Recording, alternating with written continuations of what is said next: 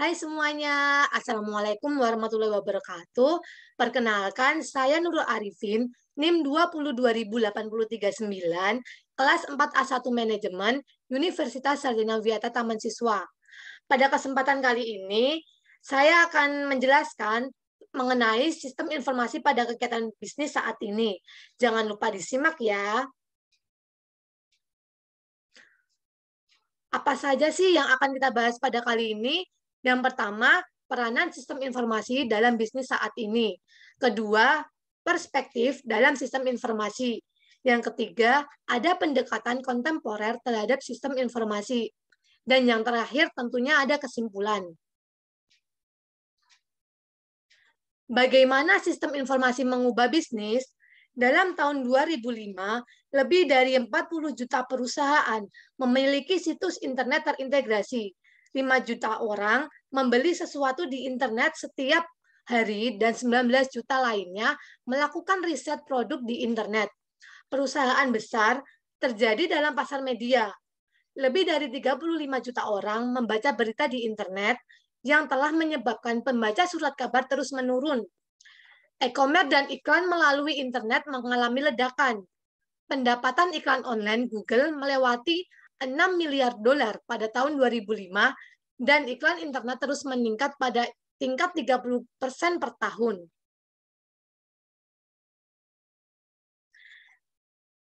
Tentunya, sistem informasi berperan dalam kesempatan menuju globalisasi, yaitu dengan masuknya internet ke dalam sistem komunikasi internasional telah menurunkan biaya operasi pada tingkat global secara drastis. Pelanggan biasa berbelanja di pasar global dengan harga dan informasi dengan kualitas andal selama 24 sehari. Perusahaan dapat mencapai penurunan biaya yang mengejutkan dengan cara menemukan pemasok dengan biaya termurah dan mengelola fasilitas produksi di negara lain. Selanjutnya, sistem informasi berperan dalam perkembangan perusahaan digital, yang di mana perusahaan digital adalah perusahaan yang memiliki hubungan penting terhadap pelanggan, pemasok, dan karyawan secara digital. Perusahaan digital merasakan dan tanggap atas lingkungannya lebih cepat daripada perusahaan tradisional. Hal ini memberikan kemampuan yang lebih fleksibel bagi perusahaan digital di era perusahaan ini, sehingga didapatkan tujuan bisnis strategis sistem informasi. Yang pertama, keunggulan operasional. Perusahaan terus-menerus melakukan perbaikan efisiensi operasi mereka dengan tujuan untuk mencapai profitabilitas yang lebih tinggi. Yang kedua, produk jasa dan model bisnis baru. Model bisnis menggambarkan bagaimana perusahaan memproduksi, mendistribusi, dan menjual produk atau jasa untuk menciptakan keuntungan. Yang ketiga, hubungan pelanggan dan pemasok. Jika memahami pelanggan dengan baik, memahami bagaimana mereka ingin dilayani, pelanggan biasanya akan kembali dan membeli lebih banyak. Hal ini akan meningkatkan pendapatan dan laba. Sama halnya dengan pemasok. Semakin terlibat suatu bisnis dengan pemasoknya, semakin baik pula pemasok menyediakan input vital untuk perusahaan. Hal ini akan menurunkan biaya. Bagaimana kita dapat mengetahui pelanggan atau pemasok secara tepat merupakan permasalahan utama dalam bisnis saat ini. Yang keempat, ada pengambilan keputusan yang semakin baik. Yang kelima, keunggulan kompetitif. Melakukan sesuatu lebih baik dari para pesaing. Harga lebih murah untuk produk unggulan.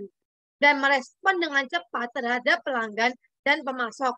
Semuanya dapat meningkatkan penjualan dan laba yang tidak bisa diikuti oleh para pesaing. Dan yang terakhir ada kelangsungan usaha. Perusahaan berinvestasi dalam sistem dan teknologi informasi karena perusahaan memang membutuhkan untuk melakukan bisnis. Terkadang kebutuhan ini didorong oleh perubahan dalam industri, seperti adanya peraturan yang mengharuskan perusahaan untuk menyimpan datanya dalam jangka waktu tertentu. Untuk melaksanakan kewajiban tersebut, perusahaan akan beralih ke teknologi sistem informasi. Selanjutnya, terdapat perspektif dalam sistem informasi.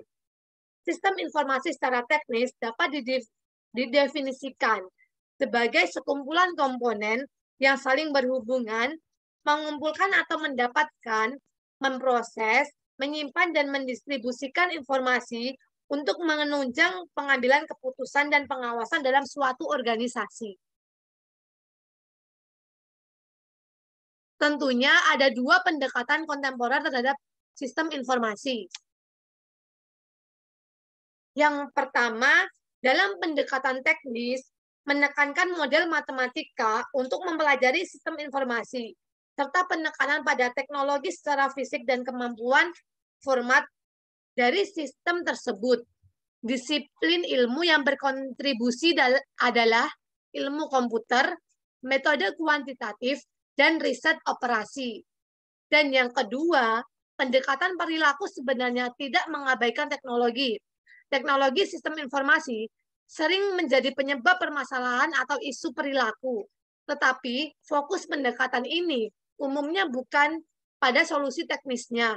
Sebaliknya, pendekatan ini berkonsentrasi pada perubahan tingkah laku, kebijakan manajemen, dan organisasi. Dan yang terakhir, ada kesimpulan.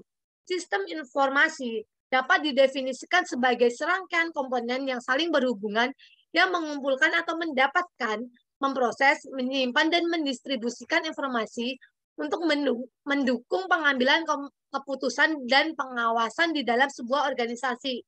Sistem informasi juga membantu para manajer dan karyawan dalam menganalisis masalah serta menciptakan produk baru.